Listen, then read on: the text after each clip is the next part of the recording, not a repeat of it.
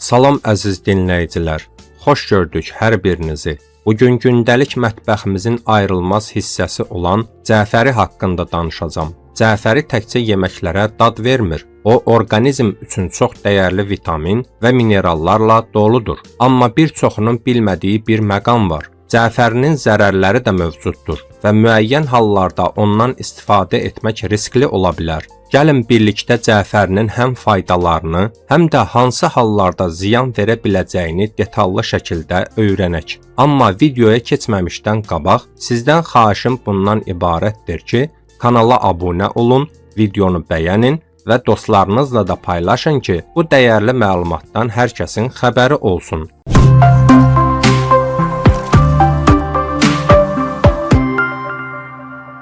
Cəfəri tərkibindəki müxtəlif vitaminlər, minerallar və lif tərkibi ilə sağlamlıq üçün çoxlu faydalara malikdir. Cəfərinin əsas faydalarından biri də antibakteriyal xüsusiyyətləri sayəsində xəstəliklərdən qorumasıdır. Cəfərinin tərkibindəki C vitamini dəmirin qanda sorulmasında mühüm rol oynayır. Tərkibindəki C vitamini və beta-karotin ilə də iltihab əleyhinə xüsusiyyətlərə malik ola bilər. Bu xüsusiyyəti sayəsində müxtəlif yoluxucu xəstəliklərə qarşı qoruyucu xüsusiyyətlərə malikdir. Cəfəri tərkibindəki A vitamini ilə zəngin olduğu üçün göz sağlamlığını qorumaqda sizə yardımçı ola bilər. Göz xəstəliklərinin müalicəsində də kömək edə bilər. Tərkibində A vitamini olan qidalar dəri toxumasının qorunmasında da rol oynayır. Qan şəkərini tarazlaşdırma qabiliyyətinə malik cəfəri diabet xəstələrinə də tövsiyə edilən qidalar arasındadır. Tərkibində antioksidantlar olan cəfəri ürək-damar xəstəlikləri riskini azaltmağa kömək edir. Bu baxımdan yüksək təzyiq və xolesterin kimi damar xəstəliklərinin müalicəsini dəstəkləyir.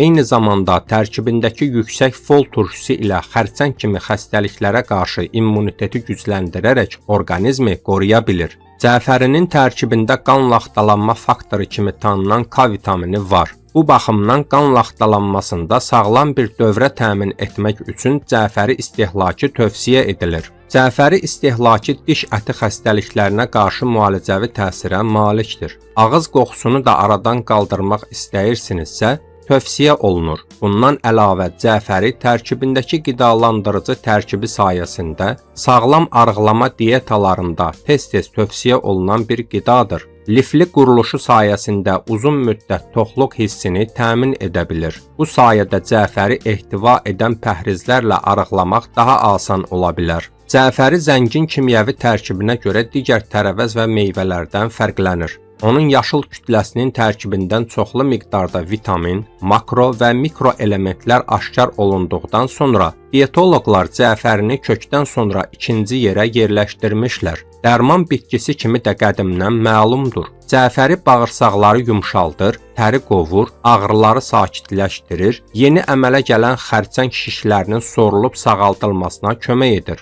Öskürək zamanı nəfəs almanı asanlaşdırır. Qaraciyər və selikli toxumanın fəaliyyətini normallaşdırır. Onun cavan yarpaqlarından ət, balıq, şorba, borş bişirilməsində və tərəvəzdən hazırlanmış müxtəlif xörəklərin dadını və tamını yaxşılaşdırmaq üçün istifadə edirlər. Cəfərinin kök və toxumlarından hazırlanan cövhər və dəmləmələr sidik yollarına yaxşı təsir edir. Dərinin vəziyyətini və həzm sistemini yaxşılaşdırır. Sidiyin orqanizmdən kənar edilməsini sürətləndirir. Qan damarlarının divarlarını möhkəmləndirir. Mədə və bağırsaq əzəllərini gərginlikdən azad edir. Ürəyi zəif olanlara maddələr mübadiləsi pozuntularında və eləcə də döş və qarın boşluğunda yığılıb qalmış artıq suların kənar edilməsində cəfəri dəmləmə və cövhərlərindən qəbul etməyi məsləhət görürlər. Böyrəyin xroniki xəstəliklərində sidiyin kənar edilməsi üçün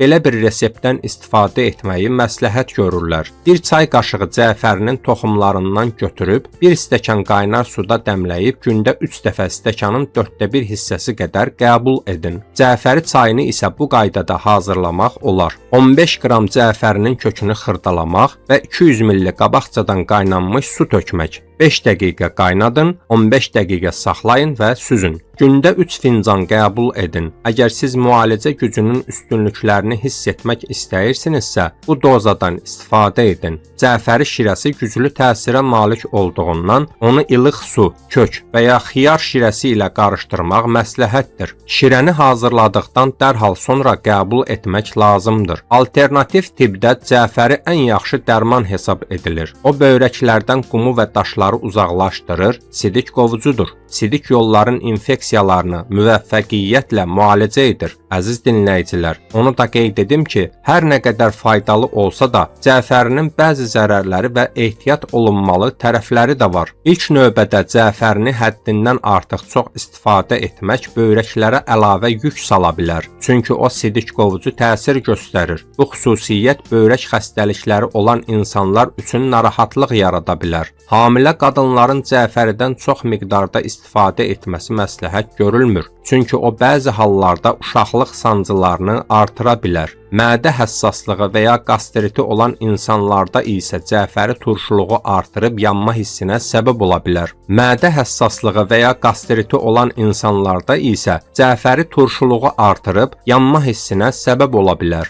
Bundan əlavə cəfərinin tərkibində olan bəzi maddələr allergiyaya meylli şəxslərdə dəri səpkisi, qaşınma və ya qıcıqlanma kimi reaksiyalar yarada bilər. Yüksək dozada və ya uzun müddət istifadə edildikdə isə bədəndə mineral balansının pozulması kimi xoşagəlməz təsirlər göstərə bilər. Ona görə də cəfəridən istifadə edərkən miqdara diqqət etmək, xroniki xəstəliyi olanların isə mütləq həkimlə məsləhətləşməsi vacibdir. Əziz dinləyicilər, bu gün cəfərinin həm faydalarını, həm də ehtiyat olunmalı tərəflərini sizinlə bölüşdüm. Əgər videodakı məlumatlar sizin üçün maraqlı və faydalı oldusa, kanala abunə olmağı, videonu bəyənməyi və rəy bildirməyi unutmayın. Sizin fikirləriniz mənim üçün çox önəmlidir. Sağlam qalın, növbəti videolarda görüşənədək. Sonda onu da qeyd edim ki, bu video məlumat xarakteri daşıyır. Əgər hansısa sağlamlıq problemi yaşayırsınızsa, öz həkiminizlə məsləhətləşin.